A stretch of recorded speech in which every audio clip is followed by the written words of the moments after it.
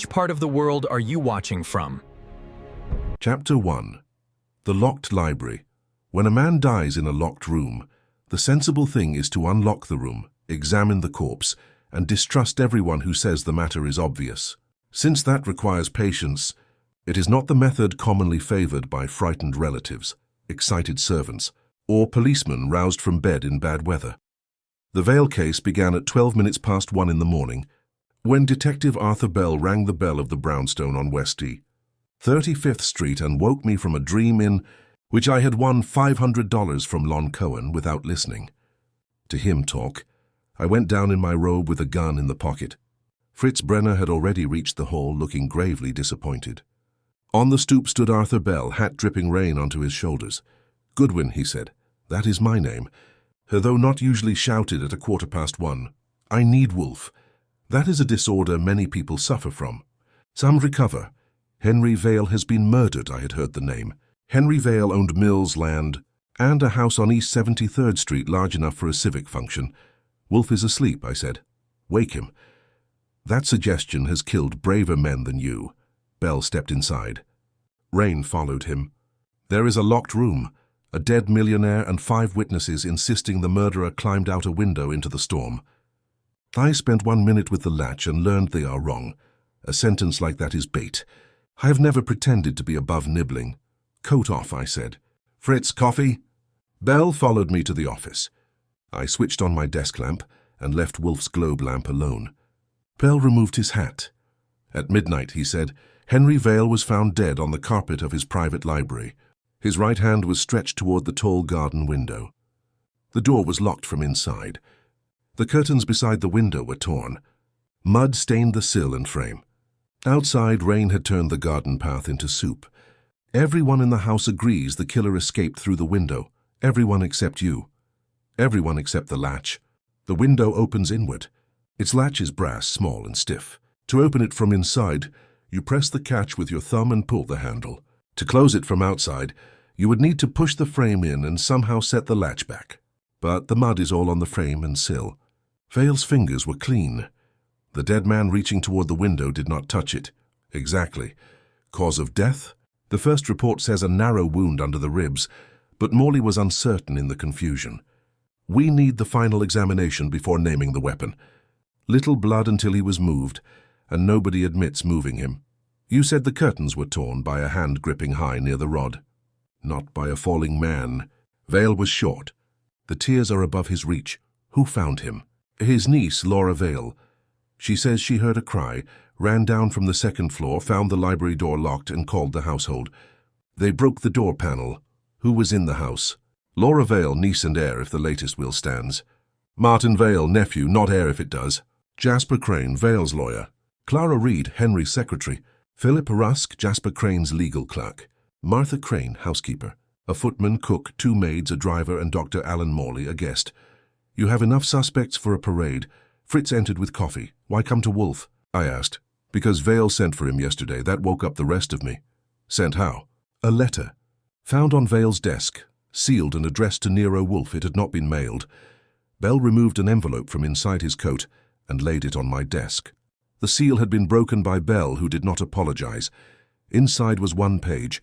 Mr. Wolfe, I have discovered that an old wrong has returned to my house under a new name. I intend to announce the truth tonight after dinner.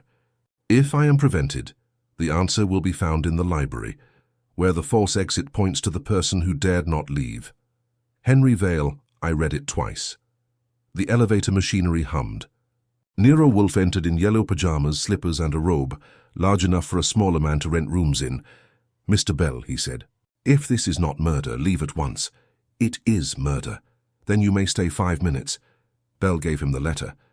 Wolfe read it standing, which showed the letter had already annoyed him. He lowered it. "Who brought this?" "I did."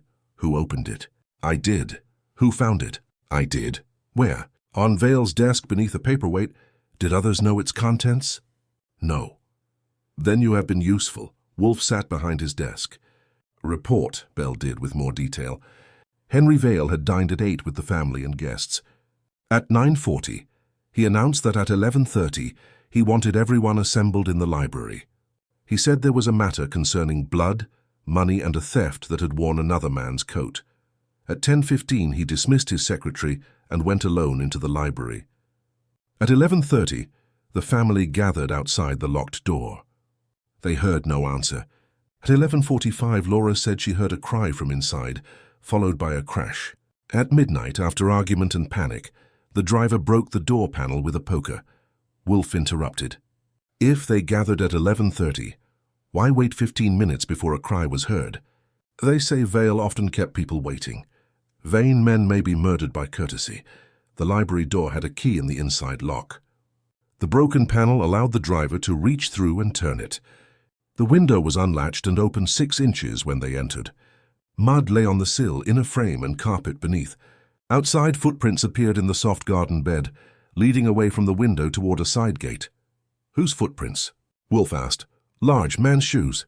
Before the police arrived, the gardener found an old pair of overshoes missing from the tool porch. Found where? Not yet. Wolf shut his eyes. The murderer escaped through a window that could not be latched from outside, with mud placed where the victim did not touch it, leaving footprints in rain that could oblige any pattern. Too much advertisement. That was my thought. Sound, who benefits from the window? Someone who was supposed to be inside the house when the door was locked, or someone who wished us to look outside. What lies beyond the window? A walled garden and a side gate to the lane behind the house. The gate was found unlocked, from inside or outside. Inside latch easy to reach over. Wolf opened his eyes. The dead man's fingers. Right hand clean. Left hand had blue-black ink on 2 fingers. Dry? Yes. Then he wrote before he died, not while dying. Did the desk contain fresh writing? Bell hesitated. A blotter showed impressions. We have not lifted them yet. Wolf glared. You left impressions on a murdered man's desk at 1 in the morning to visit me. I left a sergeant guarding them. A sergeant is not a vault, Bell stood. Then come see it. No, it was said so simply that Bell blinked. I do not leave this house at night unless the house is on fire, and then I object. Archie will go, I made a face. Archie is wearing a robe. Wolf turned to me. Take photographs. Examine the window latch, desk, curtains, mud, key, and broken panel. Bring the blotter impressions if they can be lifted properly. Bell stood. We go now. Wolf lifted a finger. One question. The dead man's hand stretched toward the window. Was the arm natural? Bell thought. No, too straight. As if placed. Then the corpse was arranged. The window was arranged. The footprints were arranged. The cry may have been arranged. Distrust every witness equally, even the one who called me. Especially. Bell and I left 10 minutes later. The Vale house stood behind iron railings, its upper windows bright and its garden wall black with rain. Inside, the front hall was crowded with frightened people. Laura Vale came first. She was 28, dark-haired, and had the composed panic of a person determined to be useful without knowing how. Martin Vale, her cousin, leaned against the staircase with wet cuffs on his trousers. Jasper Crane had a sharp white beard and a sharper look. Clara Reed stood near the side office, exact and watchful. Philip Rusk, Crane's legal clerk, was smooth, thin, and too clean for the hour. Dr. Morley smelled faintly of antiseptic and whiskey. Martha Crane, the housekeeper, stood near the dining room with hands folded like a magistrate. Mr. Wolfe sent his assistant, Laura said. Mr. Wolfe sends me when the weather is poor. The hour is poor, or the company is uncertain. Tonight you have achieved all 3. The library door had been ruined. A square of the lower panel had been smashed, and splinters lay inward. The key remained in the lock on the inside. The room was large. Books reached the ceiling. A fire had died in the grate. The desk stood near the inner wall. Henry Vale's body had been removed, but the chalk outline remained on the carpet near the garden window. One arm had been marked pointing toward the sill. The window was tall with panes set in a dark wooden frame. Curtains hung on either side. The left curtain was torn high near the brass ring. Mud smeared the sill, the lower frame, and the carpet in 3 spots. It looked dramatic and false. I bent over the sill. Bell said, "See it?" Too much mud on the frame, too little where shoes would land. The footprints outside begin 2 feet from the wall. Someone stood there, placing them. Not landing from the window. I examined the latch. It had a small brass catch that dropped into a socket. There was mud around it, but none on the catch's underside. I worked it twice with a pencil. If a muddy hand opened this, the thumb would dirty the catch. Not just the frame. Vale's fingers were clean, and the catch was clean where it mattered. Behind us, Philip Rusk spoke. The murderer may have worn gloves. I turned. Then the gloves had mud on their backs but not on their fingers. That is a specialized article. Rusk flushed. Vale sent him back to the hall. I photographed the window, latch, mud, curtain, tear, door, key, desk and fireplace. On the desk lay a blotter, a pen, 3 sealed envelopes, and a silver paper knife. The blotter bore pressure marks. A police technician lifted them with oblique light and a soft pencil while I watched. The message emerged in broken lines. Not the window, find the one who stayed, a name borrowed is still a theft. Bell read it and exhaled. He wrote that before he died. Maybe. Dry ink on his left fingers says he wrote something. This may be it, or someone wrote over a sheet later to leave impressions. We need the missing top sheet. Not found. I looked at the fireplace. The ashes contained black flakes and one curled edge of heavy paper. I used tweezers and placed it in an envelope. On the scrap were the letters Crow, Bell said. Crane, borrow, Darrow? A small clean line ran beneath the mud, as if a cord had dragged across the sill before mud was applied. It was too straight for nature. I photographed it. Bell watched. What do you make of that? Someone pulled something through here, then decorated the evidence. Pulled the window shut? Maybe. Or pulled our attention. At 2:30 we questioned the household in the dining room. Laura said she had been upstairs at 11:30, came down when her uncle did not open the library, and later heard the cry. Martin had been in the smoking room until 11:20, then in the hall. Crane had been in the small study with Dr. Morley. Clara Reed had been in the side office until 11:25. Rusk had been handling copied legal papers in the outer office. Martha Crane had been checking rooms. The servants had been in the rear of the house. Everyone heard the crash. Only Laura claimed to have heard the cry clearly. No, not there. Odd last words, I said. She looked at me. That is what I heard. From behind a thick door? I was near it. Nearer than the others? Yes, I had gone to listen. Why? My uncle had been strange all evening. Bell asked about Vale's announcement. Laura said Henry Vale intended to reveal that someone in the house had been using another name. Martin denied concern. Crane admitted Vale had changed his will 3 days earlier, cutting Martin's income and increasing Laura's. Rusk said Vale had ordered him to find old employment records from a mill in Albany. Martha Crane said Vale had burned papers after dinner. Dr. Morley said Vale's heart was weak, but not weak enough to die politely, and the wound needed a proper examination before anyone trusted the first report. In the taxi back, I studied my notes. Clean fingers, muddy latch, false footprints, a torn curtain too high, a cry heard only by Laura, a letter to Wolf saying the false exit pointed to the person who dared not leave, a desk impression, find the one who stayed, a burned scrap ending in row, Fritz let me in at 3:40. Wolf was in the office fully dressed with beer. Report, he said. I gave him everything. When I described the clean line under the mud, he opened his eyes. A cord? Could be. From inside to outside. The line is on the inner sill beneath mud. Then the window was opened before the mud was placed, perhaps to pass or retrieve something. What thing? Something that needed the appearance of an escape. I showed him the blotter text. He read it aloud softly. Not the window. Find the one who stayed. A name borrowed is still a theft. He also wrote to you. Yes, a man who intends to expose truth at 11:30 is killed before midnight. His first message says the answer is in the library. His second says not the window. Either he anticipated his own murder with excessive detail, or someone else learned his language and used it. Wolf leaned back. In a locked room, everyone is accused of leaving. Vale tells us to find the one who stayed. That may mean the murderer remained in the house after the window display, or it may mean someone remained in a borrowed identity for years. Borrowed name, precisely. Telephone Mr. Bell, he said. Ask him to secure old household records, staff files, family correspondence, and employment papers from the Albany mill. Also, no one is to leave the house. I called Bell. When I hung up, Wolf had closed his eyes. Archie. Yes? Henry Vale did not crawl toward that window.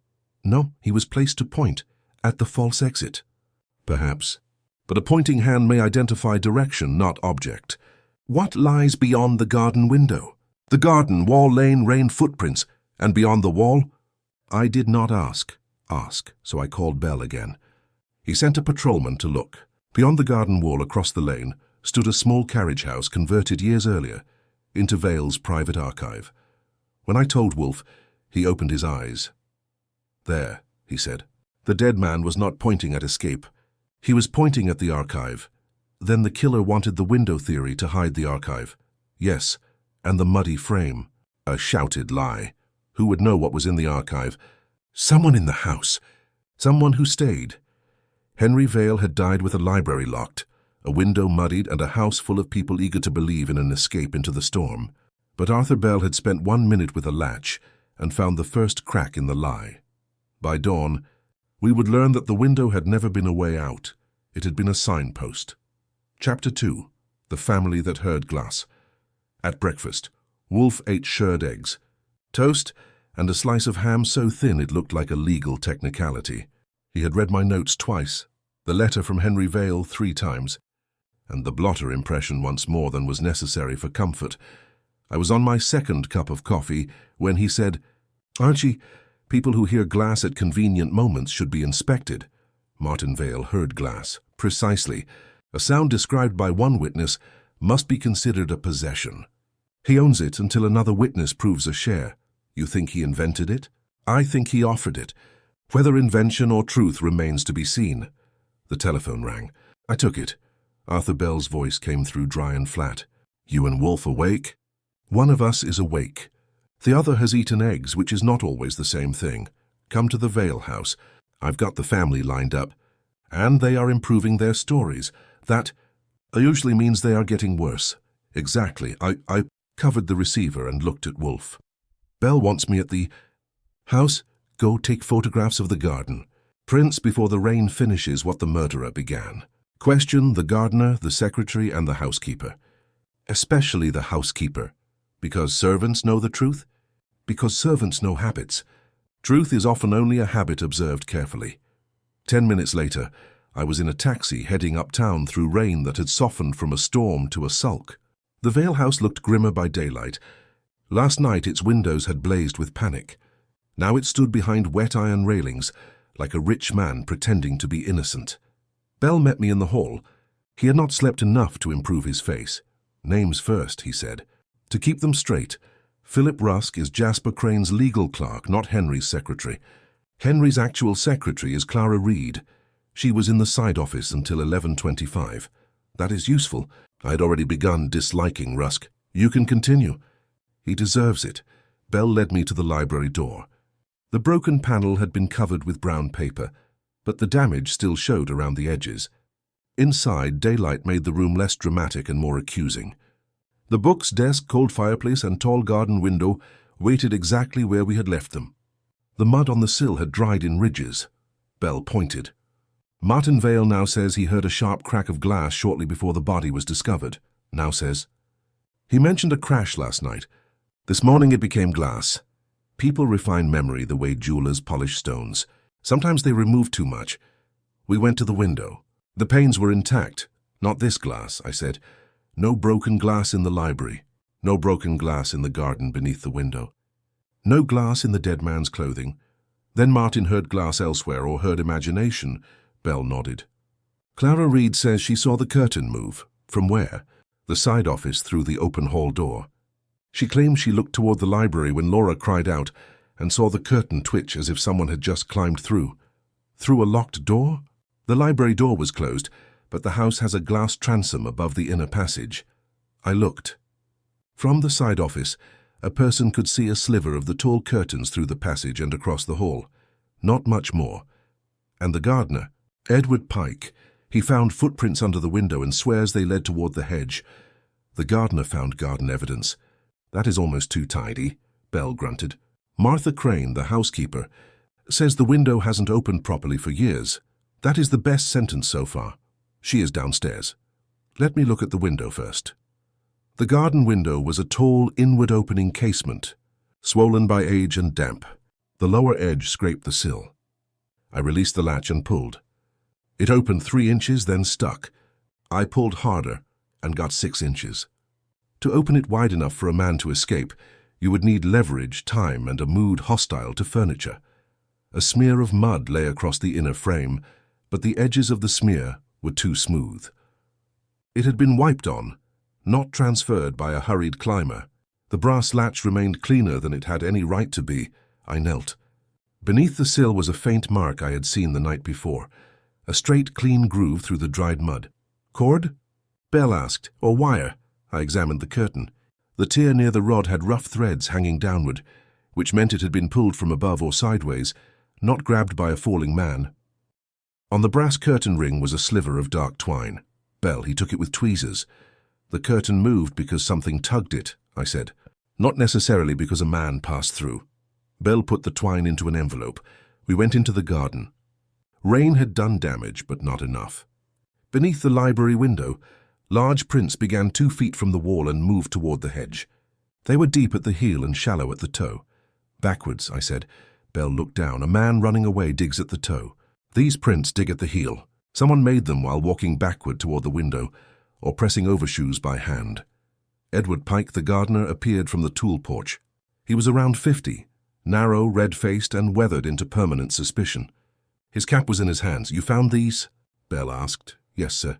Just as I said. When? After they broke the door. Mr. Martin shouted the murderer had gone through the window. I came round with a lantern and saw them. You were where before that? In the servants' hall. Anyone with you? Cook and the footman for part of it. Then I went to fetch a bar for the library door. What bar? From the tool porch, I said. The porch where overshoes were later missing. He looked at me. Yes, sir. Convenient porch. His eyes hardened. I only did what I was told. By whom? Mr. Martin. He said the door must be forced. Bell asked about the footprints. They led toward the hedge. They begin 2 feet from the wall. Rain could spoil the first ones. Rain spoiled only the first. 2 feet and nothing else. Pike looked at the prints as if they had betrayed him. I saw them by lantern. They looked plain. Did you touch them? No. Did you step near them? No, sir. His boots were old but not the right size. Bell noted that. The missing overshoes would fit a larger man. We went back inside and found Martin Vale in the morning room. He was 35, handsome in the family way, and had the loose mouth of a man who had spent money before receiving it. You heard glass, Bell said. Martin stood by the mantel. Yes, describe it. A sharp crack. A pain, I thought. Before or after Miss Laura cried out? Before. Perhaps a minute. You did not mention it last night. I was shaken. Where were you? In the hall near the smoking room. Who was with you? No one at that instant. Of course, Martin frowned at me. What is that supposed to mean? It means solitude is generous to memory. I know what I heard. Then you know where it came from. The library. All panes are intact. He hesitated. Then perhaps the window struck something. The window barely. Opens. I am not a mechanic. No, that has been spared you. Bell asked if he had gone into the garden before the police arrived. No, did you ask Pike to fetch a bar? Yes, the door had to be opened. Why not break the panel sooner? Mr. Crane advised waiting for the police. Jasper Crane. Yes, Bell's eyebrow moved. Crane said last night that you insisted on breaking it at once. Martin flushed. We were all confused. Confusion is becoming the family crest. Martin did not enjoy that. He said he had no reason to kill Henry. Bell reminded him that Henry had changed his will. Martin said uncle and nephew often quarreled, but blood remained blood. I had heard that before. Blood remains blood until money thins it. Next came Clara Reed. She was not the soft secretary type invented by people who never met secretaries. She was 30 or so, tall, dark-eyed, and exact. Her black dress was plain and well cut. She carried a stenographer's pad, though nobody had asked her to. You worked for Mr. Vale how long? Bell asked. 7 years. You were in the side office at 11:25. Yes. Mr. Vale dismissed me at 10:15, but later rang and asked me to bring the Albany employment files. I left them on the small table outside the library at 11:20. Did you see him? No, the door was closed. Did he speak? I said leave them there. Through the door? Yes. Was it his voice? She paused. It sounded like him, not the same. Lower tired. I looked at Bell. He wrote it down. You then saw the curtain move? At about 11:45. Miss Laura had just cried that she heard Uncle Henry. I turned toward the hall and saw the left curtain shift. Could Wind move it? The window was open. Martha Crane says it barely opens. It was open last night. How much? I cannot say. I saw only the curtain. What kind of movement? A jerk, not a flutter. Like a tug. She looked at me. Perhaps. Did you hear glass? No. Did you know what Mr. Vale intended to announce? No. Did you retrieve the Albany files afterward? No, they were gone when the door was broken. That mattered. Bell asked, gone from the small table. Yes, who could take them? Anyone in the hall. Why were they important? Clara Reed pressed her lips together. Mr. Vale asked for records from the Albany Mill payroll 28 years ago. He wanted names of men employed under assumed identities. A borrowed name, I said. She looked at me quickly. Bell said, did he mention a specific name? One Rowan. That matched the burned scrap Nonro. What first name? I did not see. The sheet was folded. Who else knew? Mr. Rusk typed part of the index. Mr. Crane handled old legal summaries. Mrs. Crane had keys to the archive. Mr. Martin asked me yesterday what his uncle was searching for. Did you tell him? No. Clara Reed's answers were clean, which did not make them true. It merely made them easier to wipe. Martha Crane came in last. She was a square woman with grey hair, steady eyes, and hands that had opened more locked household cabinets than any burglar in town. She wore black, not for mourning but for office. In a house like Vale's, a housekeeper can be more official than the mayor. Bell asked about the window. It has not opened properly for years, she said. The lower frame swelled after the old rain gutter failed. Mr. Vale complained twice, then forgot. I had Edward plane the edge, but it still sticks. Could a grown man climb through it? Not without forcing it wide. Would forcing it make noise? It would scrape enough to wake the books. Did you hear scraping? No. Glass? No. Then why did everyone believe the killer escaped there? Because Mr. Martin said so first.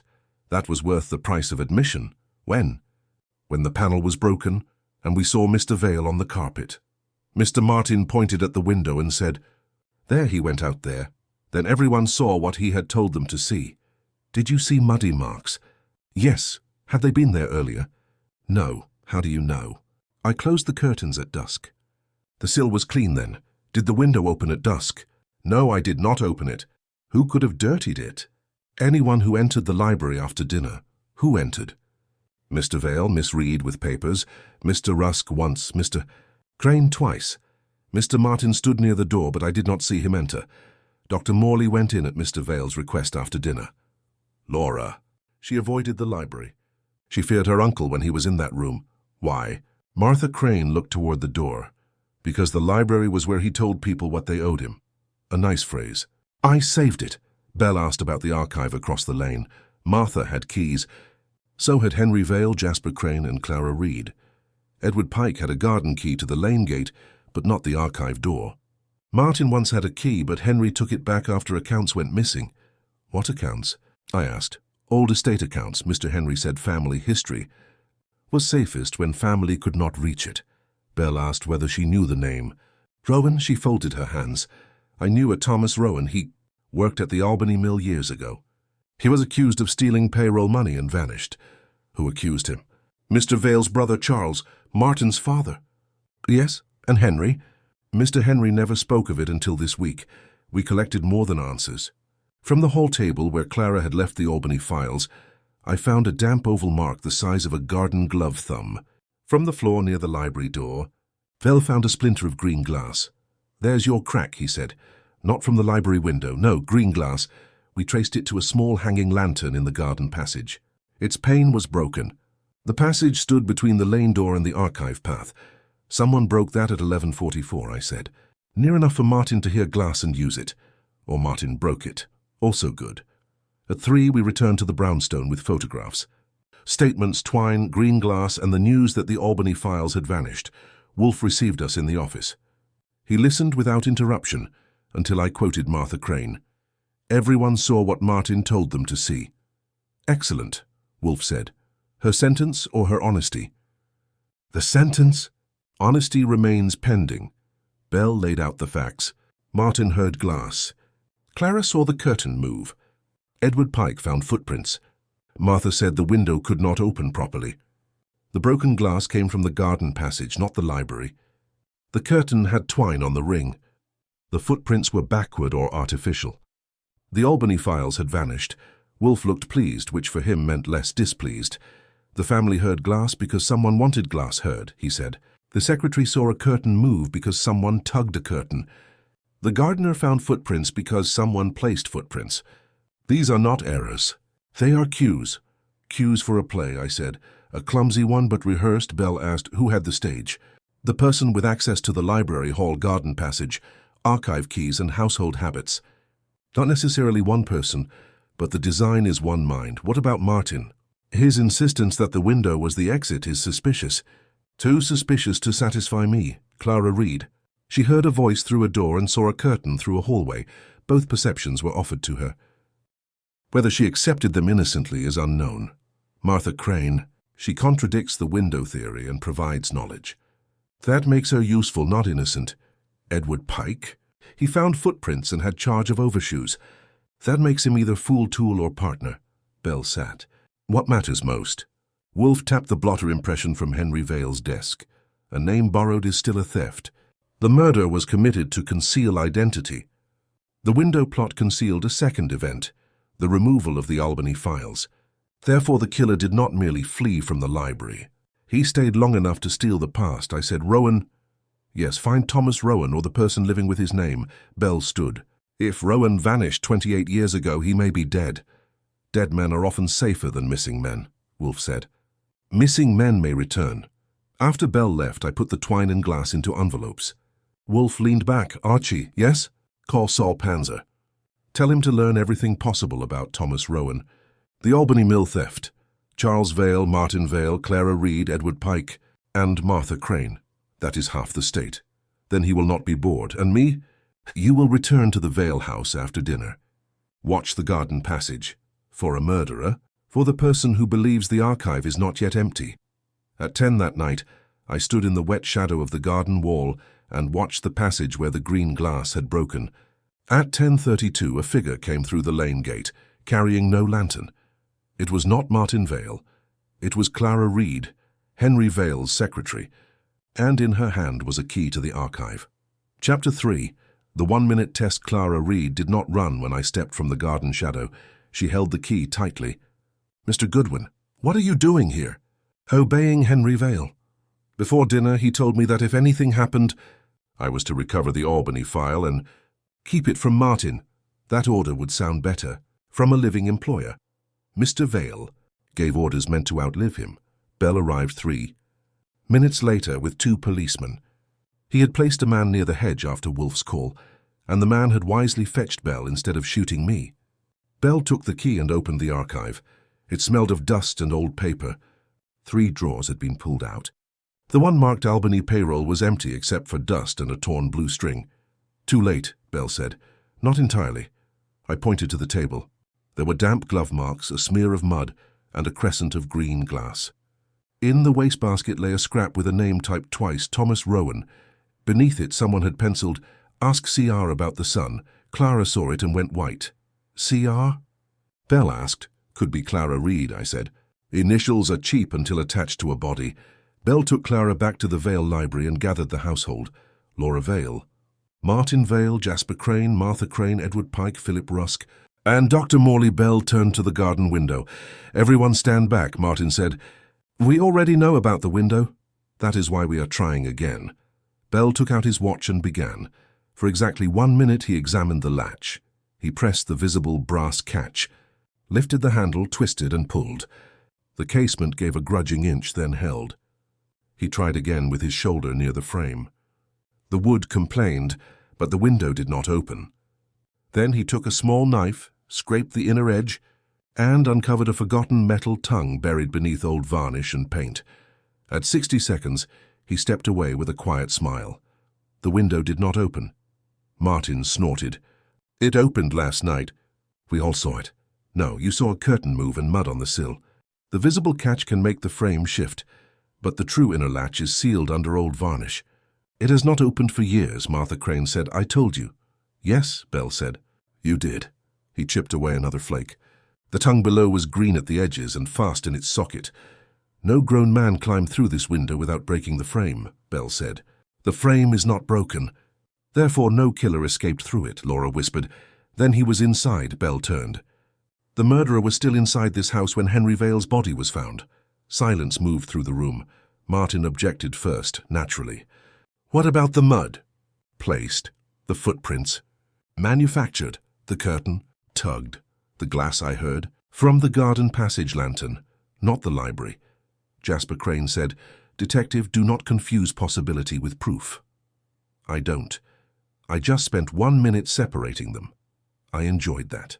It sounded like Wolf with less weight. Belle faced Clara. You said you saw the curtain move? Yes. From the side office, through the hall and transom? Yes. If the window could not open, the curtain was moved by a cord. I gave Belle the dark twine from the curtain ring. Edward Pike said, That is garden tying twine. Yours? Belle asked. We use it for roses. Who could take it? Anyone. Belle turned to Martin. You heard Glass. I did. And first announced the window escape. Anyone would have seen, yet it was impossible. I was mistaken. Mistakes that direct a murder inquiry are important. Martin looked at Jasper. Crane. The lawyer's face stayed still, but his eyes said not now. Wolf would have liked that. Belle went to the desk. Henry Vale wrote, not the window. Find the one who stayed. A name borrowed is still a theft. Dr. Morley cleared his throat. If Henry wrote that before death, he knew the window was false before there was a window theory. Exactly, Belle said. Martha Crane added, Mr. Henry knew that latch. He cursed it every spring. Laura clasped her hands. Then why was he reaching toward it? He wasn't, I said. His arm was arranged. Belle's 1 minute test had not solved the murder, but it had kicked the household out of a false story and left them standing in a new one. We brought the results to Wolf.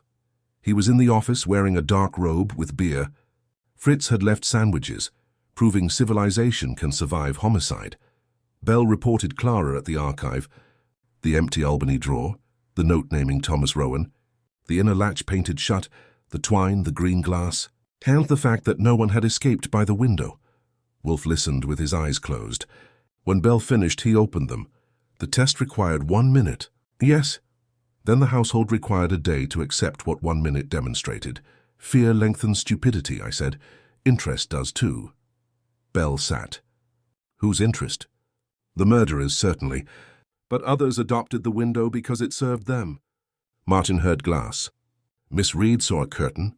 Pike found footprints. 3 witnesses supported an impossibility. Either all 3 were deceived, or at least one helped deceive the rest. Clara had a key to the archive. Yes, foolish if she is guilty, and also if she is innocent. People with keys at midnight are rarely persuasive. Belle gave him the scrap from the archive. Wolf read it. Thomas Rowan. Ask CR about the son. Clara says she knows nothing about a son. Then ask Mrs. Crane. Martha Crane? Her initials do not match. No, but she remembered Thomas Rowan without prompting. Memory is often attached to something personal. Belle frowned. You think the son is in the house? I think Henry Vale was about to announce a borrowed name. A borrowed name implies a borrower, a lender, and someone robbed of identity. Thomas Rowan vanished after being accused by Charles Vale. Henry asks for payroll files. The files vanish as he dies. These events are a line, not a heap. Where does the sealed latch fit? The killer knew it was sealed. That knowledge belongs to the household. More important, the killer knew others would not know it. He used ignorance as a door. Belle counted on his fingers. Martha knew. Pike probably knew. Henry knew. Clara may have known. Martin may have known. Laura too, if she ever watched that window fail. You want them here. Tomorrow at 6. Bring the archive key, twine, glass, blotter impression, and photographs of the latch. Belle left. I returned to find Wolf studying the paper with Rowan's name. You have something? I have an irritation. That is your word for something. The note says, ask CR about the son. Everyone will read CR as Clara Reed because she was found at the archive. Too convenient. Then CR is not Clara. Possibly not. Henry Vale's brother was Charles. If Thomas Rowan had a son and Charles Vale knew it, the borrowed name may have entered the family through Charles, not Henry, Martin, perhaps, or Jasper Crane. Wolf grunted. The next morning Saul Panzer telephoned. I listened, then looked at Wolf. Thomas Rowan had a wife, Anna. She disappeared after he was accused. They had an infant son. Wolf put down his cup. Name? Saul has not confirmed the adopted name. The boy was taken by a woman employed at the Albany Mill. Martha Crane? No, Caroline Reed. Wolf leaned back. CR to Clara Reed's mother? Find out. By noon, Bell had confirmed it. Clara Reed had been born Clara Rowan, though she claimed she learned it only 2 years earlier. Henry hired her because he knew who she was. He had been investigating whether Thomas Rowan had stolen payroll money or had been framed by Charles Vale. At 3, Clara came to the brownstone voluntarily. She sat in the red chair. Wolf said, "Miss Reed, you are Thomas Rowan's daughter." "Yes. Why conceal it?" "Mr. Vale asked me to. He said truth would not help until it could be proved." "Did you hate him?" "No, he was trying to clear my father." "Did Martin know?" "I do not know." "Did you remove the Albany files?" "No, I went to find them." "Why at night?" "Because someone had already taken them." "I thought the thief might return. That is Archie's profession. You should not imitate him." She almost smiled, then failed. Bell asked, "Did Henry tell you whom he suspected?" Clara answered, "He said the man who stole my father's name had lived in his house for years." Wolf's eyes opened fully. "What exact words?" "He said, 'The thief did not escape, Clara. He stayed and dined with us.'" The locked library had lost its window, but gained a sentence. No killer had escaped into the rain. No stranger had climbed through the mud. Henry Vale had died because he knew that a theft older than Clara Reed had survived under his roof, and the person who had stayed was still there. Chapter 4. The false escape at E6 that evening. The Vale household came to Wolf's office and brought its weather with it. Laura Vale looked pale, Martin offended, Clara Reed controlled, Edward Pike sour from being removed from his garden, and Martha Crane prepared to dust any policeman who stood still. Bell put photographs on Wolf's desk. The window was not an exit. "Now we prove the escape was manufactured. Proceed," Wolf said. Bell smiled. Bell began with the sill. "The mud on the library frame is not from the ground below that window. That bed is clay and black loam. The mud on the sill contains sand and crushed shell. It came from the rose walk near the tool porch." Edward Pike flushed. "We use shell grit there for drainage." "Exactly. Someone carried garden soil into the library and smeared it on the sill." Martin said, "The murderer could have brought it in on his shoes." "No." Bell held up a photograph. "There are no scrape marks where a shoe would have forced through that narrow frame. No torn paint, no bruised wood, no cracked varnish. A man climbing out would have left a fight behind, and did not," Wolf said. Martha folded her hands. "Because no man climbed out." Bell nodded. "The footprints were made afterward. One missing overshoe was found behind the tool porch, packed with rose walk mud. The other is missing." Laura glanced at Martin. Martin sent Edward to fetch the bar from the tool porch. Martin's jaw tightened. "Because the door had to be opened. Also because the tool porch held soil, overshoes, twine, and access to the garden passage," Bell said. Bell opened an envelope of green glass shards. Martin heard glass. "At first we thought the sound came only from the lantern in the garden passage. That was partly true. The lantern pane was broken, but some shards were later found outside the library window, beneath the hedge. None were inside the library," Martin said. "Then the killer broke glass while escaping. The window panes were intact. These shards belong to the passage lantern. The question is how they reached the hedge. Someone used Henry's cane through the narrow window gap and struck the lantern from the library side. The glass fell outside because the blow came from inside. Then shards were scattered near the hedge to help the escape story. Dr. Morley said, 'Was the gap wide enough?' 'For a cane,' Bell said. 'Not for a man,' Clara spoke softly. 'Henry kept a Malacca cane by the desk.' Bell nodded. 'Its silver tip carries green glass dust.' Martin stared. 'This is absurd.' 'It is mechanical,' Wolf said. 'Her absurdity is your insistence, that a grown murderer escaped through a window sealed by paint.' Wolf turned to Martin. 'You heard glass and announced escape. Did you see anyone break it?' 'No. Yet you translated a sound into a root. I was frightened that you were eager. Your eagerness preceded your grief.' Bell produced another photograph. There was rosewalk soil on the desk blotter. Whoever smeared the sill put the container there. The container was the brass coal scuttle from the hearth. Soil grains were inside it, though it had not been used for ashes in weeks. Martha frowned. That scuttle was beside the window when the door was opened. Later it was back by the hearth, Bell asked. Who moved it? No one answered. Wolfe said, One of the household restored order instinctively or removed evidence deliberately, Mrs. Crane? I did not move it. Who entered before the police? Mr. Martin, Mr. Crane, Miss Laura, Dr. Morley, Miss Reed, Mr. Rusk, and myself. Rusk swallowed. I entered only for a moment. Mr. Crane asked me to recover Henry's sealed note from the desk. Bell looked at Crane. You never mentioned that. Crane said, It concerned estate matters. Where is it? In my case. Bell held out a hand. Crane hesitated, then produced an envelope. Inside was half a sheet. If I am killed, do not trust the escape. The window will lie because the thief must remain near the name he stole. The lower half? Wolfe asked. I found it torn, Crane said. That answer is becoming crowded. I brought the burned scrap from the library fireplace. Its charred edge containing row fitted the torn bottom. The line now read, Ask Clara Reed what became of Rowan. Clara closed her eyes. Bell asked, Why would Henry write that? Because he told me not to answer until he announced the truth. Answer what? That my father was Thomas Rowan. Laura stared. The mill thief? No, Henry believed Charles Vale framed him. Martin burst out, My father was not a thief. No, Wolfe said. The accusation is that he made another man appear to be one. That is worse. Martin stepped forward. Crane caught his sleeve. Bell returned to the evidence. The false escape was built in pieces. Soil from the rose walk, overshoe prints, twine on the curtain, glass broken from the library side, a posed body, and a note removed from the desk. It required being in the library after Henry was dead. Dr. Morley asked, How did the murderer leave if the door was locked inside? That, Wolfe said, is another performance. Do not mix scenes.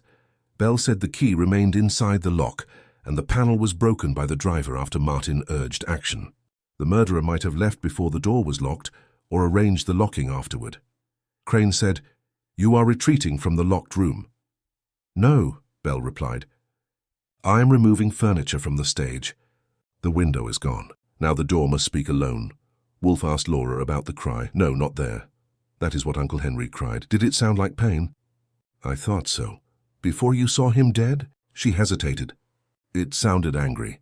Was it his voice? I believed it was. Belief is not recognition. Mr. Rusk, can you imitate Mr. Vale? Rusk jerked. No, Martha said, he can. He amused the servants by repeating Mr. Henry's dinner complaints. Demonstrate, Wolfe said. I will not. Bell said, You will. Rusk gave a weak imitation, but even weak it carried Henry Vale's clipped edge. Laura gripped her chair. That could have been the cry, she said. Then the cry is no longer a witness, Wolfe said. Bell questioned Edward about the overshoes. Edward kept 2 pairs in the tool porch, one his own and one large pair Henry used for wet walks. Martin sometimes borrowed the large pair. Martin said, I never did. Edward stared at him. You wore them Tuesday, sir, after rain. Then I forgot. Memory, I said, is also borrowing tonight. Saul Panzer arrived, neat and damp, with the Albany report. Thomas Rowan had been accused of stealing payroll funds 28 years earlier. Charles Vale signed the accusation. The missing money later appeared in an account under the name Richard Morrow. Morrow, I said. The burned scrap could point there too. Wolfe nodded. A borrowed name, Clara said. Morrow was the name my father used after he fled. No, Wolfe said. That is what you were told. The account belonged to Charles Vale. Martin said lies. Saul looked at him. The account paid school fees for one child, Martin Charles Vale. Laura rose. Martin? Crane snapped. This is unverified. Verified enough to explain fear, Wolfe said. Henry learned that his brother framed Rowan and used stolen payroll money for family advantage. But that is old guilt. We need present danger. Who would be ruined if Henry announced it now? Martin said, The dead cannot be ruined. Names can. Fortunes can. Inheritances can. Wolfe studied the torn note. The false escape did more than mislead police. It gave someone time to remove the Albany files and Henry's lower note. It required a person who knew the window was sealed. The Rosewalk soil, the overshoes, Martin's habit of command, and Rusk's imitation. Bell said, That sounds like more than one helper, or one person who knew everyone's habits. Martha Crane's face had become stone. Wolfe looked at her. Mrs. Crane, you have served this house how long? 31 years. Then you knew Thomas Rowan? Yes. And Charles Vale? Yes. And you knew who profited when Rowan fled? Her mouth tightened. Before she answered, Fritz entered with a telegram. Wolfe read it and handed it to Bell. From Albany records, Caroline Reed formerly employed Vale Mill, later married Thomas Rowan under name Clara Morrow. Child female. No son recorded. Bell looked up. The son was invented, Clara said. Then why did Henry write it? Wolfe folded his hands. Because he did not write that note as we have it. Someone altered it after tearing away the lower half. The false escape was not the only false thing in the library. He looked at Martin, Crane, and Martha. The mud lied, the glass lied, the window lied, and now the paper lies. That is too many lies to protect only an inheritance. Archie, tomorrow we shall inspect the door. Chapter 5. The Missing Will. The next morning, Bell came to the brownstone with news of a safe. The safe itself, built into Henry Vale's library behind law books, had declined travel. It stood open, Bell said. No forced marks. Dust undisturbed except on the handle. Wolfe frowned. Who knew it existed? Henry. Jasper Crane claims he knew the combination. Martha Crane says Henry changed it last month. Both may be true. Lawyers and housekeepers are archives with feet. Bell laid photographs on the desk. A law shelf swung out on a concealed hinge. Behind it was a black steel door, closed when the body was found but not locked. Contents? Wolfe asked. Bonds, receipts, stock certificates, old letters. Nothing valuable taken. That phrase is usually false. Continue. One envelope missing. Crane says it held Henry's newly signed will. Clara Reed looked up. Henry signed it? 3 days before he died, Bell said. Rain kept office windows awake, too. Martin Vale stood by the globe. This is the first I have heard of a new will. Your surprise, Wolfe said, arrived too quickly. Martin stared. What does that mean? It means your expression was ready before the fact was fully served. Jasper Crane sat near him. Mr. Vale had every right to alter his testament. Did he alter it in favor of Miss Reed? Crane folded his hands. The principal beneficiary was Clara Reed, born Clara Rowan, daughter of Thomas Rowan. The room tightened. Clara's face lost color. Most of the estate? Yes, Miss Laura received a provision. Mr. Martin received a reduced annuity. Henry would never leave the Vale estate to a secretary. Clara said, I did not ask him for anything. No, you arrived with a dead thief's name and took what my family built. Wolfe's eyes opened. Your family built part of it with money stolen from Thomas Rowan, if Mr. Panzer's report is accurate. Your indignation limps. Martin stepped toward Wolfe's desk. I stood, because Martin looked ready to discover a poor use for his fists. Bell moved too. Crane caught Martin's sleeve. Control yourself. Bell asked Crane, when did you last see the will? At 6 the evening Henry died. He put it in the safe. Witnesses? Myself, Philip Rusk, and Dr. Morley. Copies? None. Henry insisted on one signed instrument. A rich man defending secrecy often builds a coffin for his intention. Clara asked, can the will be proved? Perhaps, Crane said. Rusk typed the final version.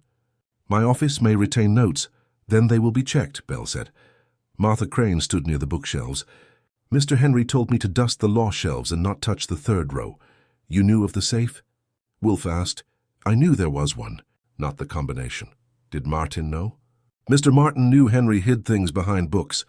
Years ago he searched there for estate accounts. Martin received control of the estate. Laura received income. Clara Reed was not named. The missing new will restores Martin's advantage, Bell said. Not entirely, Crane said. I drafted it and can testify. Testimony, Wolfe said, is paper after it has learned to breathe. The corpse had lain near the garden window, far from the law shelves. To open the safe after death, the murderer had to cross the room, take the envelope, close the safe badly, then stage the window. Did Henry's fingers show dust or oil from the safe? Wolfe asked. No, clean right hand, ink on the left. Then he did not open it immediately before death, Martin said, or he wore gloves. Wolfe looked at him. Last night muddy gloves, now safe gloves. Does your family keep a wardrobe of them? Martin repeated that between 11 and midnight he had been in the smoking room, then the hall, then near the library door. No one could swear to every minute. He had sent Edward Pike to the tool porch for a bar. By anyone not watched, the files, note or will could be moved, Bell said. You arranged one absence. I arranged help. Help is a large cloak. At noon, Saul Panzer reported from Crane's office. The will notes were gone. Rusk's typewriter ribbon had been cut and removed. A carbon sheet remained. Clara Reed, residue of wrong, estate restored. Martin Charles Vale to receive. That proves a new will, Clara said. A draft, Crane corrected. A motive, Bell said. Rusk denied cutting the ribbon. I typed what Mr. Crane dictated. After that, I sealed the draft and left. You imitate Henry Vale, Wolf said. Rusk swallowed. A harmless amusement. Nothing remains harmless after murder. Did you speak Henry's words through the library door? No. Did you tell Miss Reed to leave the Albany files outside? No. Clara looked at him. The voice could have been yours. It was Mr. Vale. Sounded like him, Bell corrected. Rusk looked at Crane. Wolf noticed. Crane said, This persecution of my clerk is unnecessary. Then why did he look to you? Wolf asked. For guidance. Innocent men seek facts, not guidance. Rusk admitted Martin had visited Crane's office the afternoon of the murder and argued with Henry about inheritance. Martin denied knowing of the new will, but Rusk had heard Henry say, You will receive enough to live, not enough to command. Martin struck his chair. I was angry. That is not murder. No, Wolf said. It is merely flavor. Martha asked to speak. Mr. Henry told me that evening that if the house turned against Clara Reed, I was to remember the will was not the only paper. What other paper? Bell asked. He said, The proof of Rowan is older than the will and safer than the safe. Wolf's eyes opened. Where did he keep old proof? In the archive. The Albany files vanished, Bell said. Not all the archive, Wolf replied. The killer removed what he knew. Henry suggests something he did not know. We went back to the Vale house. Wolf did not, naturally. In the library, Bell and I inspected the safe. The dust line on the handle showed a smaller hand than Henry's.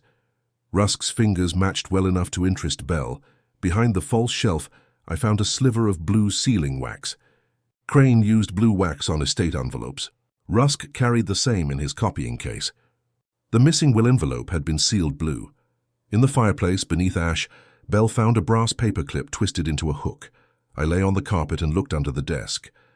A narrow gap ran behind the drawer pedestal to the wall. Bell used the hook and retrieved an envelope corner stamped with Henry Vale's mark. It bore 3 words in his hand. If stolen, ask Laura. Laura denied knowledge, then cried before finishing it. Henry had given her a small packet the afternoon he died, and told her to hide it where Martin would never look. Where? Bell asked. In my music cabinet. The packet was gone. Only Laura, Martha, and Dr. Morley knew she kept private letters there. Morley had been in the small study when glass broke. His calm thinned. Henry trusted me. I did not steal anything. Wolf reached by telephone, asked, Does Dr. Morley use blue sealing wax? Morley did not. But in his medical bag, Bell found a narrow steel probe with blue wax on its tip. We returned to Wolf with the safe photographs. Carbon, wax, hook, and Laura's missing packet. Wolf listened, then leaned back. The missing will is not the chief document, he said. It is the loudest. The murderer wanted Martin accused because the old will favors him and his anger is convenient. But the theft from Laura's cabinet shows a second search after the library staging. The killer still lacks what Henry called safer than the safe. Then who stole the will? Bell asked. The same person who did not know where the older proof was, or someone serving him. Martin? Perhaps. But Martin's anger is a lantern, not a hiding place. Bell said, Who benefits besides Martin? Wolf's gaze moved to the blue wax. The person who drafted, witnessed, handled, sealed, and later explained every paper. Crane? I asked. Jasper Crane is too obvious and not obvious enough. Bring him tomorrow. Bring Rusk, bring Morley, and find the packet Laura lost. Bell rose. If we find it, you will. The murderer did not destroy it because he has not understood it. After Bell left, I said, So the will was bait? No, the will was a weapon. Its absence wounds Martin and Clara at once. Neat, but incomplete. What is complete? Wolf closed his eyes. Henry said the proof of Rowan was older than the will and safer than the safe. Old proof is not kept with new paper. It is kept in memory, habit, or an object no thief values. At 8 that night, Laura telephoned. Her voice shook. Mr. Goodwin, I found something in the piano bench. It is not the packet. It is a photograph. Of whom? Henry, my father Charles, and a boy named Rowan. On the back Uncle Henry wrote, "The sun stayed." I looked at Wolf. He opened his eyes.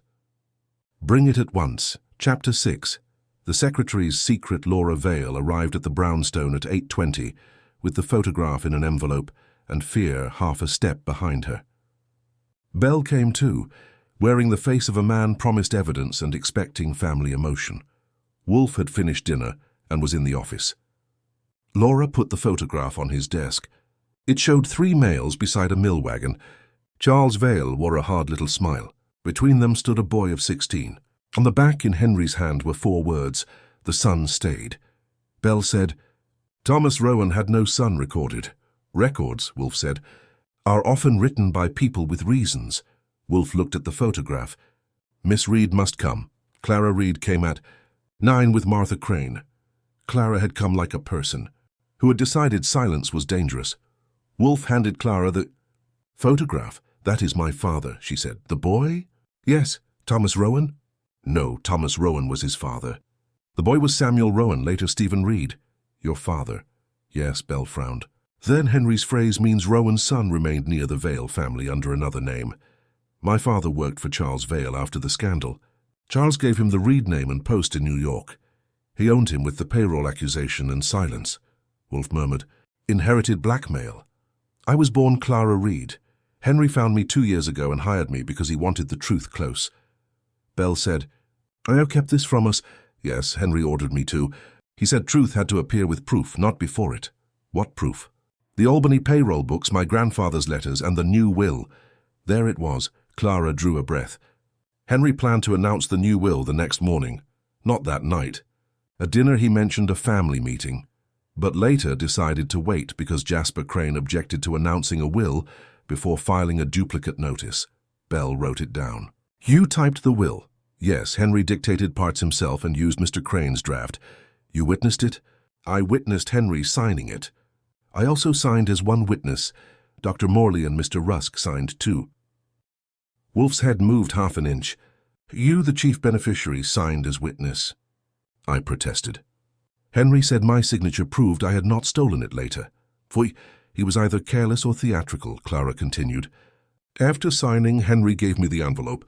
I placed it in the safe before dinner while he watched. Henry opened the safe himself. Mr. Crane stood in the doorway. Mr. Rusk carried the sealing wax. Dr. Morley was near the desk." Wolf asked, "And the threat?" Clara looked down. At 7:15 before dinner, Henry received a note. It had been pushed under the library door while I was bringing typed pages. It was written in block letters, text. She recited it. "Open the window or the house opens its mouth." Belle stared. "You kept that out of 2 statements?" "Yes, Henry told me to burn it. Did you?" "No. He burned a blank envelope and kept the note in his pocket." Wolf's eyes opened. "Was it found on the body?" Belle shook his head. "No. Then it was removed by the murderer," Clara said. "At 10:15 he showed it to me again and said, 'They want the window because they know it cannot open.'" The office became quiet. Belle said, "Then Henry knew the window would be part of a trick before he died." "Yes. Who knew the window was painted shut?" "Martha, Edward Pike, Henry, and I knew. I think Martin knew. Laura may have."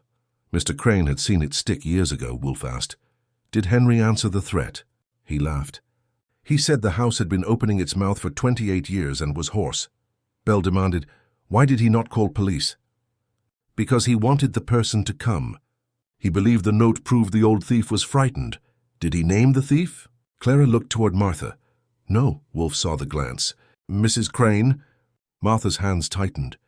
"Mr. Henry asked me that afternoon whether I remembered Stephen Reed. Did you?" "Yes, Clara's father. Quiet man. Worked in the city office before he died."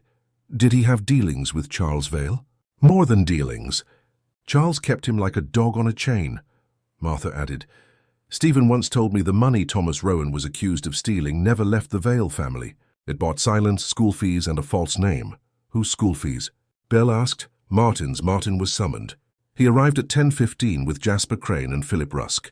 Wolf showed Martin the threat text written by me from Clara's dictation. "Open the window, or the house opens its mouth," Martin read. His contempt arrived too slowly. "Melodrama." You dislike it because it is effective. I dislike it because it is nonsense. Did you write it? Now, did you know the window could not open? Martin hesitated. I may have heard complaints. Yet you announced the killer escaped through it. I saw mud. You saw what helped you, Crane said. Mr. Wolf, you are pressing a grieving nephew on scraps. Grief has not kept him from inheritance arithmetic. Crane stiffened.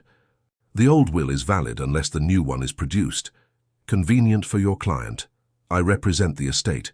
Then you represent uncertainty. Rusk shifted near the door. Wolf turned to him. You carried blue sealing wax when the will was signed, typed estate drafts, and can print block letters. I suppose anyone can. That is the common refuge of the particular. Bell had each of them copy the threat. Rusk's hand was too slanted. Martin's letters were square. Crane's were angular. Martha's were round. Clara's were exact. Laura's trembled. Wolf was not satisfied. Block letters conceal handwriting but not habit. The phrase "house opens its mouth" belongs to someone who thinks of the Vale House as a witness. Bell asked Clara about the will envelope. It was cream paper, sealed in blue wax marked Last Will HV. Same wax found near the safe, Bell said. Rusk said, My copying case held that wax. Anyone could have taken it. Wolf looked at him. Do you often provide opportunities before accusations are made? Rusk went red. Saul Panzer called at 11. I took the message and repeated it. Stephen Reed died with debts paid by Jasper Crane's office. Crane's mouth compressed. Charity? Charity prefers daylight, Wolf said. Why hide it? Henry asked me to.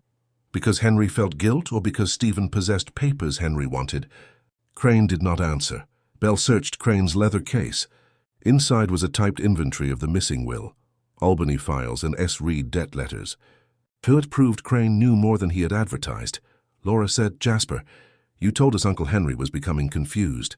I believed he was. No, Wolf said. You hoped others would. Crane's control cracked. Henry was about to tear apart an estate on the strength of old accusations and a secretary's blood claim. Blood claim, Clara repeated. He stopped. Wolf leaned forward. That phrase is not in the will. You have seen another document. Bell stepped toward him. Where is it? Martha Crane spoke quietly. Ask his wife. There was no wife in the room. Martha looked at Jasper. My sister. You married her before she died. Henry disliked servants becoming relatives, so you hid it. My sister kept letters. Henry took them. He said they proved who Stephen Reed really was. Wolf asked, and who was he? Not only Thomas Rowan's son, Martha said. He was Charles Vale's natural son by Anna Rowan after Thomas vanished. That made Martin sit down. If true, Clara Reed was not merely compensation. She was Vale blood. The new will was not generosity. It was restoration. Bell said, Then Martin's inheritance was threatened twice, by old theft and by Clara's blood. Enough, Crane said. No, Wolf said. Miss Reed's secret explains motive. The threat explains method. The false window was announced before murder, because the murderer needed it ready in every mind. The missing will was stolen not for money alone, but because it named Miss Reed as both heir and proof. The meeting ended with more rage than answers. Bell took Crane downtown for questioning. Martin left under guard. Clara remained behind, exhausted. After midnight, Fritz brought coffee. Wolf studied the copied threat. Archie. Yes? Tomorrow you will find the original note. Where? Not in the library. The murderer removed it from Henry's pocket because it bore a mark. Ink, paper, fold, or scent. Something betrayed its source. And if it was destroyed, then find what destroyed it. At 1:30 the telephone rang. Bell had searched Crane's office and found a wastebasket full of burned paper. In the ash was one unburned corner, printed in block letters. Only 2 words remained. Window mouth. Across the back was a stain of blue sealing wax and a perfect thumbprint in soot. Chapter 7. The Gardener's Footprints. By 10 the next morning, Bell had Edward Pike in Wolf's office.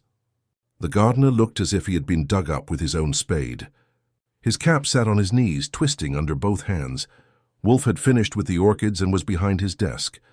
Bell put 3 photographs beside the blotter, the muddy prints beneath the library window, Edward's work boots, and the overshoe recovered behind the tool porch. The prints match your boots, Bell said. Many boots look alike, not with a split heel. 2 missing hobnails, and a cut across the left sole. "These are yours. I never climbed through that window." "No one did," Wolf said. "That is why you are here. The depth is uneven. The heels are too deep, the toes too light. A man walking away from a window would press forward. These prints were stamped deliberately." Edward looked at Martha Crane, who sat near the bookcase, straight and silent. Martin Vale stood by the globe, pretending contempt. Bell said, "Say it." Edward's hand stopped. "Mr. Martin paid me." Martin snapped, "Liar." Edward flinched but kept talking. "After the alarm, before the police came, Mr. Martin told me to fetch the bar from the tool porch. He said the murderer had gone by the window and the police would need tracks. He gave me $20 and told me to use my boots near the hedge. Why obey? Because I have worked for the Vale House 20 years. Because Mr. Martin said Mr. Henry would blame me for the broken lantern. Because I was a fool. Did you enter the library?" "No, sir. Did you kill him?" Edward's face crumpled. "To know, I helped fake an escape, not murder a man," Wolf said. "A distinction often cherished after the fact." Edward wiped his eyes. "I did not know Mr. Henry was dead. I thought the door would open and he would be angry. Then they broke the panel and he was on the carpet." "That is false," Bell said. "The tracks were made after the body was seen." Edward shook his head. "No, Mr. Martin told me before the panel broke. He said he had looked through the crack and seen mud by the window." "There was no crack," I said. "The broken panel, then." "The panel was not broken yet." Edward stared. Then he looked at Martin. "There is your first useful truth. Mr. Martin knew of the muddy sill before the household entered the room." Martin's mouth worked. "I guessed." "I heard glass." "You thought too specifically," Wolf said. Bell turned to Edward. "Who broke the garden lantern?" "I do not know. I found glass in the passage when I went for the bar. Mr. Martin kicked the pieces aside." "Did he carry anything?" "A small coal scuttle." Martin shouted. "Enough!" Wolf's eyes opened. "A coal scuttle containing rosewalk soil," Edward whispered. "Yes?" "Mr. Martin said to press the boots deep by the window and lighter toward the hedge. I did it wrong. He cursed me and made me do some again. Then he told me to say I found them after the door was opened. Who knew the large overshoes were missing?" Mr. Martin took one. "He said one was enough to confuse things. Where is it?" "I don't know." "Did Martin have blood on him?" Bell asked. "No, sir." "Mud on his cuffs?" "No blood." "Did he carry Henry's cane?" Wolf asked. "Yes, he had the Malacca cane. He put it back in the library after they broke the door." "That cane broke the green glass," I said. Jasper Crane entered then, late and unwelcome. "My client will answer no more." "He has answered little," Wolf said. "Others have answered for him." Bell arrested Edward for tampering with evidence and held Martin as a material witness. Martin protested until Bell mentioned the coal scuttle. Then he became quiet, which suited him better. After they left, Clara Reed came from the hall. She had heard enough. Martin helped stage the window. "Does that mean he killed Henry?" "No," Wolf said. "It means he either killed Henry or discovered the staging and improved it for his own benefit." "Why would he help if he was innocent?" "Because innocence does not prevent greed. The missing will gave him motive to prefer confusion. A false escape delayed scrutiny of the safe archive and Henry's plans for you." Bell returned at 4 with the burned threat corner from Crane's office. The soot thumbprint did not match Crane, Martin, Edward, Clara, Martha, Laura, or Rusk. "That leaves Dr. Morley," I said. Bell smiled thinly. "Not quite." "It matches Henry Vale." "The threat note was handled by Henry after burning began," Bell said. "Or the thumbprint was transferred. Henry burned the envelope, not the note," Clara said. Wolf looked at her. "Tayo said he kept the note in his pocket." "Yes. Then how did a burned corner with his thumbprint reach Crane's office?" Crane denied seeing it. His wastebasket ash included Vale stationery and a cheap tablet. Saul learned the tablet had been bought by Laura Vale's maid, who said Dr. Morley sent her for it because Henry wanted plain paper. Morley came briskly, as if illness had called. Wolf asked, "Did Henry ask you for plain paper?" "No." "Did you send Laura's maid to buy a tablet?" "Yes, for prescriptions." "Why block letters?" Morley blinked. "I wrote no threat." Bell showed him the ash corner. "Your medical bag held a steel probe with blue wax, because I sealed Henry's medicine packet. He disliked labels. Martha said Dr. Morley was with Mr. Crane when glass broke." "Was he?" Wolf asked. Crane said, "For most of the time. Most is a loose rope. Wolf said, Pike's confession proves the footprints were not escape marks. It also proves Martin knew of the staging before the room was opened. But Martin's knowledge may have come from the murderer, from a glimpse or from participation in a secondary fraud. What fraud? Bell asked. The will? Martin wanted the window story believed because it made him victim, not beneficiary. If the killer fled, no one in the house could have stolen Henry's will afterward, Clara said. But someone did. Yes, the person who knew the safe, the will, the threat, had Henry's thumbprint. They clear the window and convict Martin of stupidity with profit, Wolf added. They do not clear murder. When I returned, Wolf was studying the footprint photograph. Archie, the gardener, stamped at Martin's order. Who taught Martin the position? The murderer! Or Henry. The body was placed toward the window before Martin made tracks. He knew the scene. He did not create all of it. You are letting him out. No, I am moving him from center stage. That alarms the true actor. The telephone rang. It was Bell. Dr. Morley is gone, he said. He left after questioning. In his grate we found the other overshoe. Burned but not destroyed. I repeated it to Wolf. He closed his eyes. Good. Now the footprints have done their second service. They have frightened the man who thought they would finish the play. Chapter 8. The curtain cord bell called at 9:20 and did not waste words. Get to the Vale Library. Bring your eyes, both. Wolf may lend you a third. Wolf heard my end and grunted. The curtain. That is Bell's tone. Go on. Take tweezers, envelopes, and patience. Leave the last in the taxi if you must. The Vale house smelled of wet wool, polish, stale fire, and fear. Bell met me in the library with Kramer, a photographer, and Dr. Morley's burned overshoe in a brown box. Morley was still missing. Bell pointed at the left curtain, the one Clara Reed had seen twitch from the side office. Yesterday it had been a torn prop. Today it was a sentence. A loose cord hung behind it, not the ordinary pull cord, but a thin brown line, frayed at one end and stained near the other with pale yellow wax.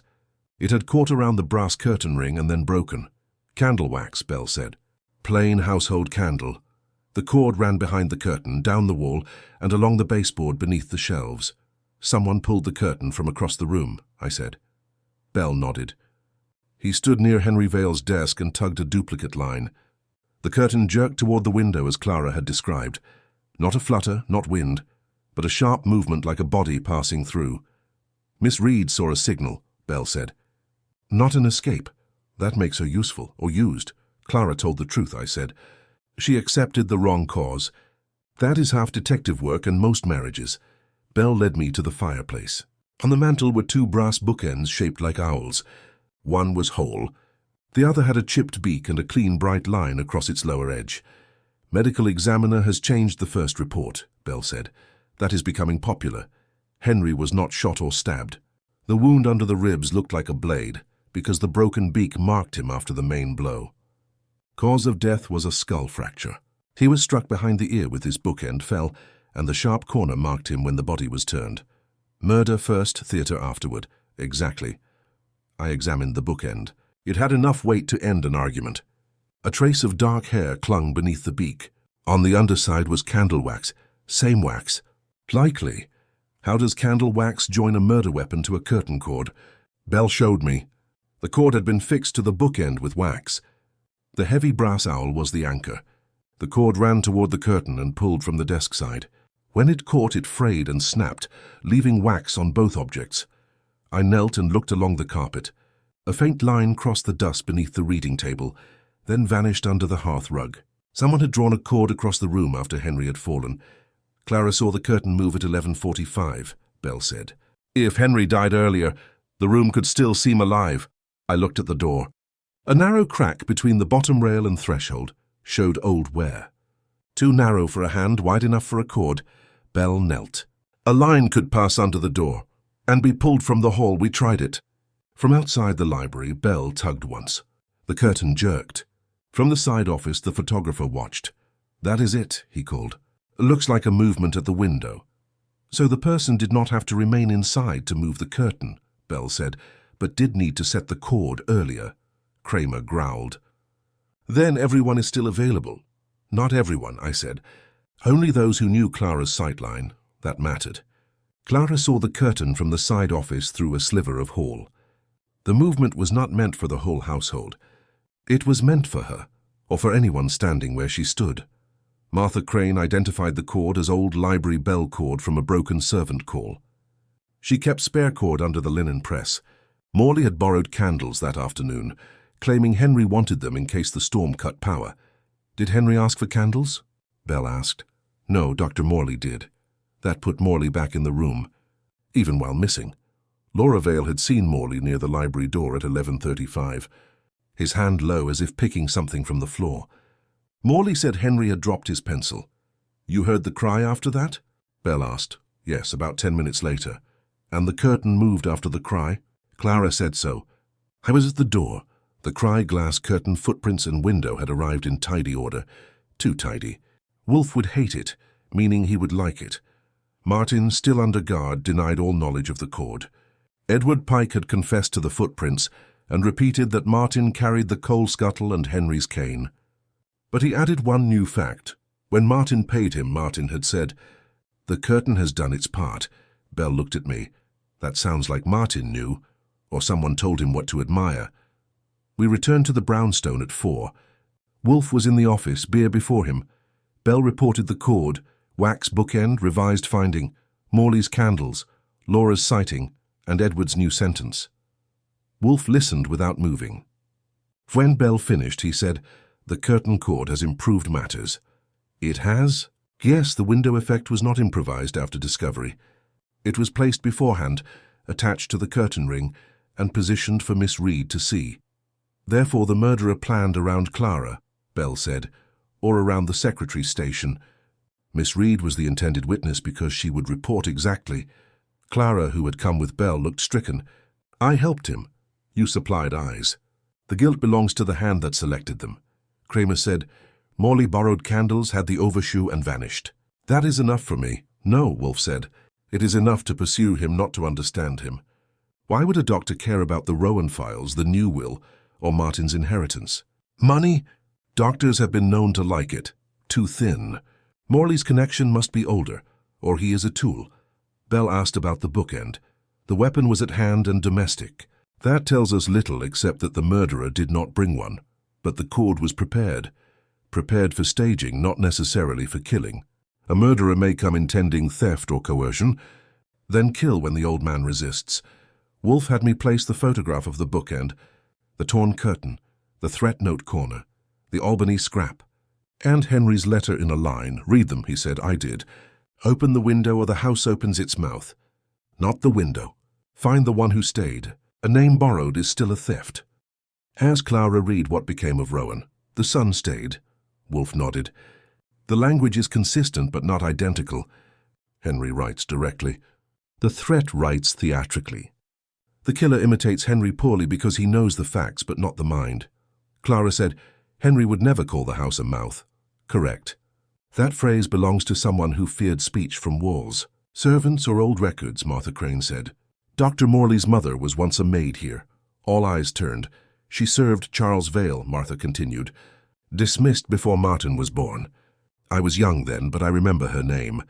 Ellen Morley. She left angry, Bell asked. Did she know Thomas Rowan? She knew everyone at the Albany mill. Charles brought several of them here when trouble began. Wolfe's eyes opened. Find Ellen Morley. She died, Martha said. Dead women may leave papers. Saul Panzer was already on Morley. And at 5:30 he called. Dr. Alan Morley's mother had received monthly payments from Jasper Crane's office for 24 years. They stopped 6 months before Henry began investigating Rowan. Crane denied knowledge, his least convincing performance so far. Bell searched Morley's rooms and found a tin box behind medical books.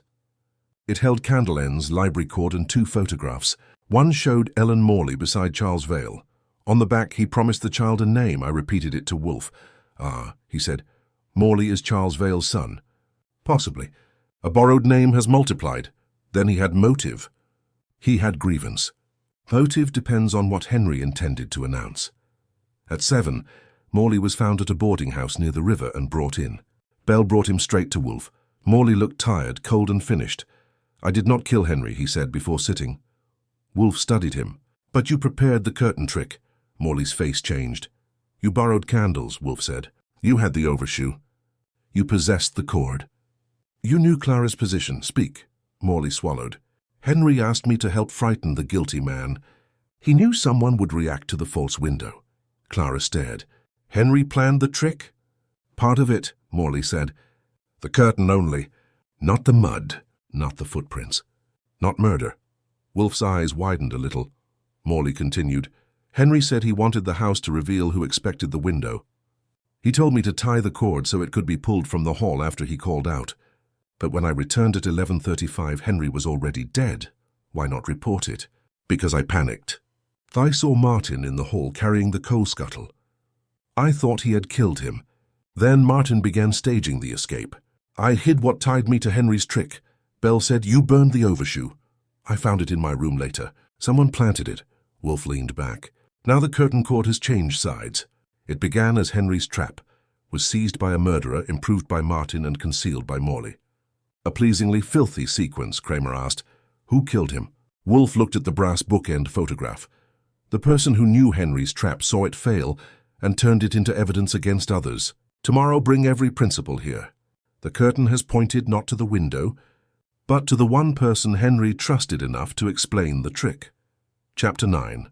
The Minute That Condemned Martin. The next morning, Bell took the Vale household back to the library, which had begun to look less like a room and more like a defendant. Wolf did not attend. He said a library in which a brass owl had been used for murder lacked charm. He sent me with instructions folded in my pocket and told Bell to read them only after everyone had looked foolish once. Martin Vale stood near the hearth, handsome, pale, and badly dressed for innocence. Laura sat with Clara Reed near the desk. Martha Crane remained by the shelves. Edward Pike, under guard, looked at the carpet. Dr. Morley stood beside the door, and Jasper Crane watched with lawyer's eyes. Bell placed photographs on Henry's desk. Mud, glass cord painted latch and bookend. We know the window was false, Bell said.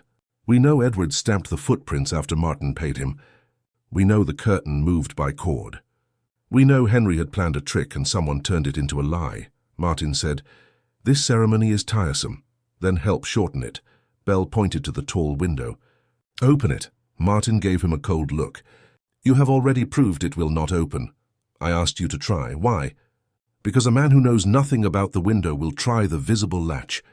Martin hesitated only a breath, but in a room full of held breath, one is enough. He stepped to the window and reached not for the brass catch on the frame, but behind the left curtain. His fingers found a small side catch hidden near the curtain bracket, an iron tongue in shadow. Bell said nothing. Martin pulled it. The window did not open. The curtain rail loosened with a dry click, and the left curtain sagged forward. Clara Reed rose halfway. That is the movement I saw. Bell turned to Martin. How did you know that catch was there? Martin withdrew his hand. I did not. I was searching. You searched exactly where no one had mentioned a catch, Martha Crane said. That catch was never for the window. It releases the rail so the curtains can be taken down. Bell nodded. And if tugged by cord, it makes the curtain jump. I took out Wolf's folded note and handed it to Bell. He read it aloud. Ask Mr. Martin to open the window. If he reaches for the hidden side catch, he staged the curtain. If he reaches for the visible latch, continue to dislike him but do not yet congratulate me. Kramer grunted. I hate it when he is funny. Martin said, I knew that catch from childhood. Then you lied when you said you knew nothing of the window. I said I knew nothing of the murder. Bell stepped closer.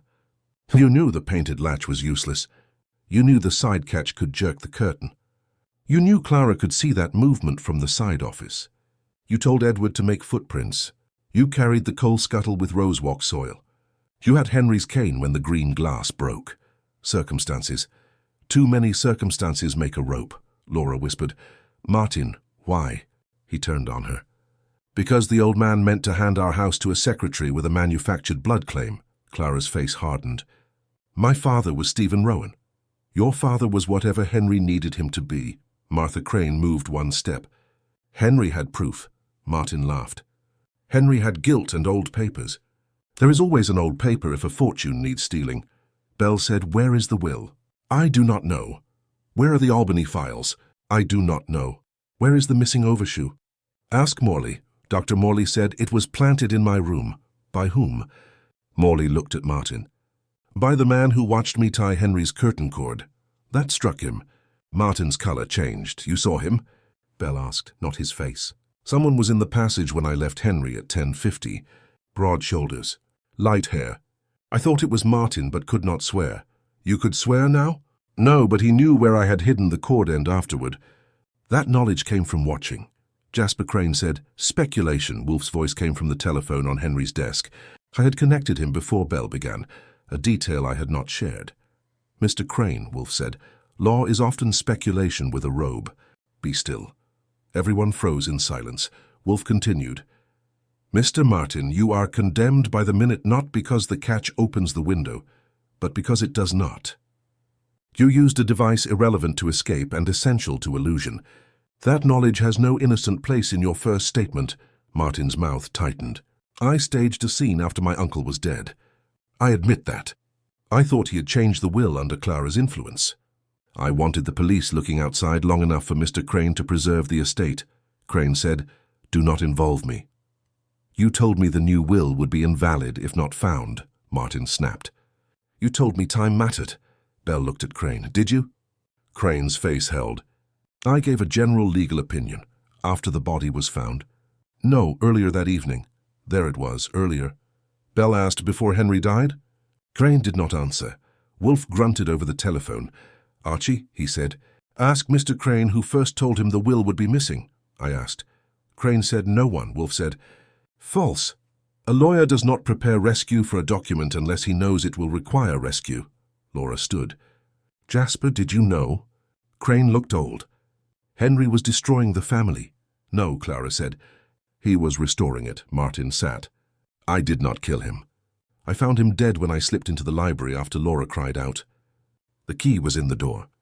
I saw the mud bowl, the cord, and the body. I panicked. I thought Clara or Morley had done it. Then I made the window story stronger. I paid Edward. I broke the lantern glass wider. I moved the scuttle, Bell said. And the will? I never found it. Then who had it? Martin looked at Crane. Crane's hand went to his inside pocket, then stopped. Bell saw it. So did I. Kramer moved first. From Crane's pocket came a small brass key, blue wax on its teeth.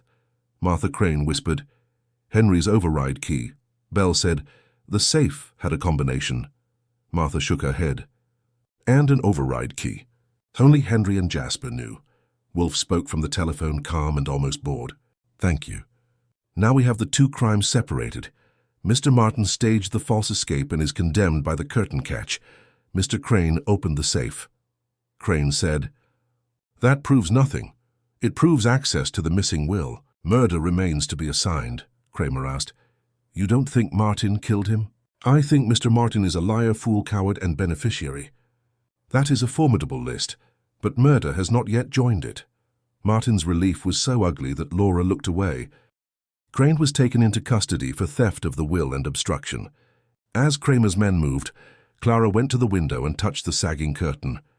I saw it move and made it an escape, she said. Wolf's voice softened by perhaps half an ounce. You saw accurately. You inferred badly. That is a common human arrangement. Bell asked into the telephone. Where do we finish this? At my office tonight at 6, Wolf said. Bring Mr. Martin, Mr. Crane, Dr. Morley, Miss Reed, Miss Vale, Mrs. Crane, Mr. Pike, and the blue waxed key. Also bring the brass bookend. Why the bookend?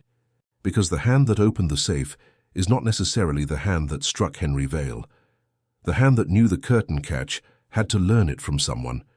Tonight, we shall ask who taught Martin the trick and why Henry trusted that person. The receiver clicked. The library had a different silence. Martin had not escaped. The window had not opened. The curtain had not lied by itself. A single minute beside a painted latch had stripped one false escape down to its working parts, and among those parts lay the road to the murderer. Chapter 10. The window's final answer, at 6 that evening. Wolf's office held the Vale household, and enough bad temper to warm the room without a fire. Martin Vale sat between Kramer and Pearlie Stebbins.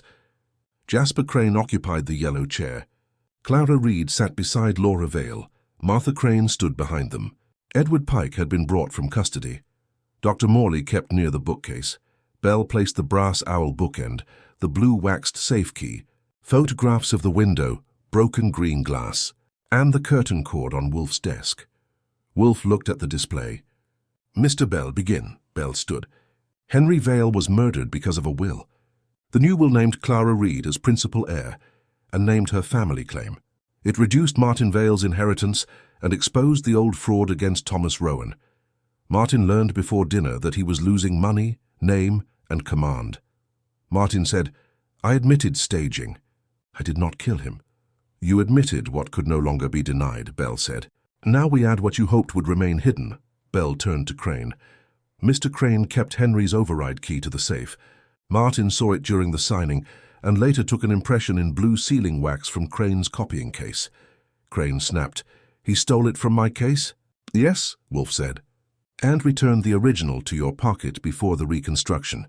Its blue wax was not proof you opened the safe after murder. It was proof the teeth had been pressed into wax. A man using a key soils the grip. A man copying a key marks only the teeth.' Bell lifted a shallow brass duplicate. 'This was found in the drain by the lane gate. It opens Henry's safe poorly, but enough. Martin used it after killing Henry.' 'Lies,' Martin said. 'Retrieved,' Wolf said. Bell continued. At 11:15, Martin entered the library. Henry was alive.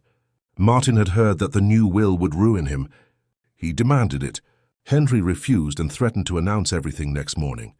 'Where is proof?' 'On the bookend,' Bell replied. He showed the owl's base. The second examination found grains of rosewalk sand caught in wax under the base. 'The same sand was in the coal scuttle you carried.' 'I carried it after.' 'No, you carried it before Henry died. You brought soil in before the body was found, because you had already decided how the escape would look.'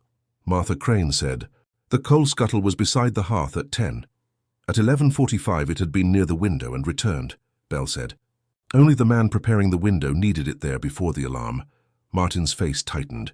Bell went on, 'O struck Henry behind the ear with the brass bookend. He fell near the desk.